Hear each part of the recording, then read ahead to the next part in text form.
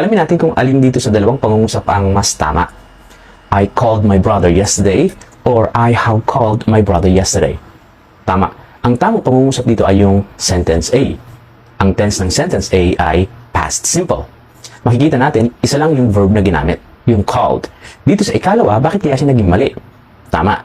Ginagamit natin yung have called kung ang isang bagay ay hanggang sa kasalukuyan ay may epekto or may relevance. Kasi, ang tense nitong has at have, no? Yung has tsaka have, yung has pang isahan, yung have pang maramihan, ang tense nilang dalawa ay present. Ibig sabihin, dahil hindi pa tapos talaga yung action, although nasimula na siya, pero hindi pa tapos, hindi natin pwedeng sabihin na, I have called my brother yesterday.